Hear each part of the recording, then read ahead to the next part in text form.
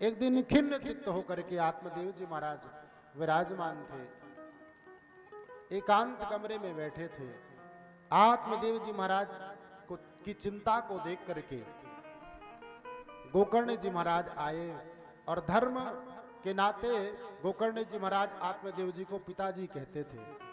गोकर्ण जी महाराज ने चरणों में प्रणाम किया, पिताश्री आपके श्री चरणों में आपके धर्म रूपी पुत्र गोकर्ण का प्रणाम स्वीकार हो, और मैं ये जानना चाहता हूं कि आपका मन इतना व्यथित क्यों है और आप इतने दुखी क्यों हैं, आप इतने परेशान क्यों हैं, आप अपनी परेशानी का कारण बताइए पिताश्री। गोकर्ण जी महाराज ने निवेदन किया आत्मदेव जी महाराज से। सुंदर आसन में विराजमान होकर के गोकर्ण जी महाराज ने पिताश्री को सुंदर उपदेश का वर्णन किया। आत्मदेव जी ने कहा कि बेटा, ये धुंधकारी जो तुम्हारा भाई है ये मुझे परेशान करके रखा है। मेरे स्वर्ग जैसे घर को, मंदिर जैसे घर को इसने नरक का अड्डा बना दिया है। ये बात नहीं सुनता, सत्कर्म नहीं करता, धर्म कर्म नहीं करता, अच्छी चर्चा नहीं करता, सत्पुरुषों का संग नहीं करता। मैं इसको कहता हूं इधर ये जाता है इधर। इसलिए बेटा, ऐसे पुत्र से मैं बिना पुत्र का ही ठीक था और मुझे नहीं रहना इस घर में। आज आत्मदेव जी महाराज ने मन में विचार कर लिया।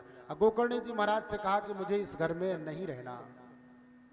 गोकर्ण जी महाराज ने कहा पिताश्री कहाँ जाएंगे? बोले वन में जाएंगे। बोले वन में किस लिए जाएंगे? बोले इसलिए जाएंगे कि गोविंद का ध्यान करके, एकांत में भगवान का ध्यान करके भगवान की भक्ति प्राप्त करेंगे।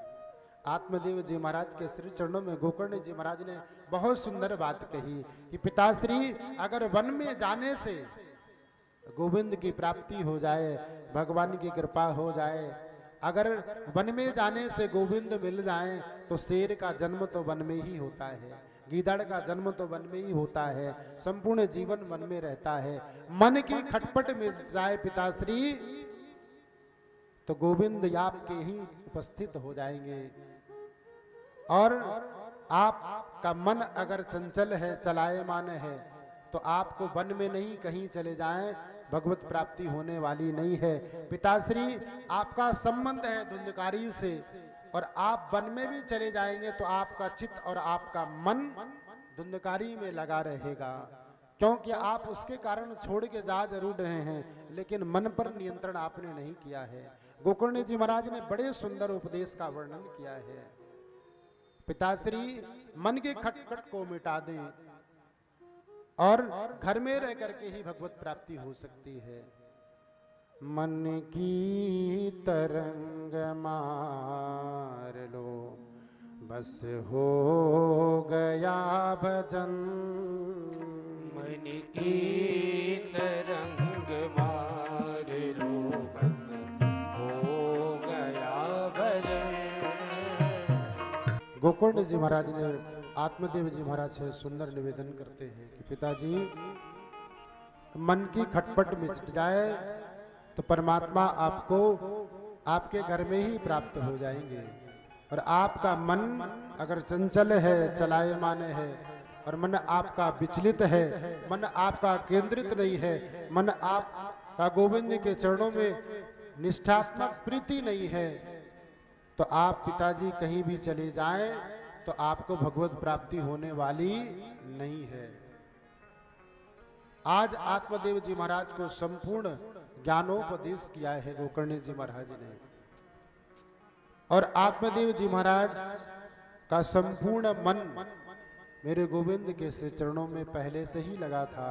और गोकर्ण जी महाराज के सुंदर उपदेशों को सुन करके आत्मदेव जी महाराज को आत्मज्ञान हुआ, और आत्मदेव जी महाराज ने गोकर्ण जी महाराज से कहा कि बेटा, तुम अब इस संपूर्ण व्यवस्था को संभालो, मैं अपना मन गोविंद के चरणों में केंद्रित करके और वन में जा करके भगवत प्राप्ति करूंगा, भजन करूंगा, मुझे इस घर में नहीं रहना।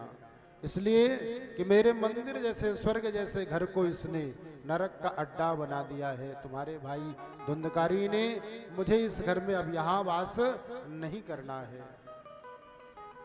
आत्मदेव जी महाराज अपना कमंडल लेकर के और गोकर्ण जी महाराज को संपूर्ण व्यवस्था और जिम्मेदारी को सौंप करके वन में चले जाते हैं।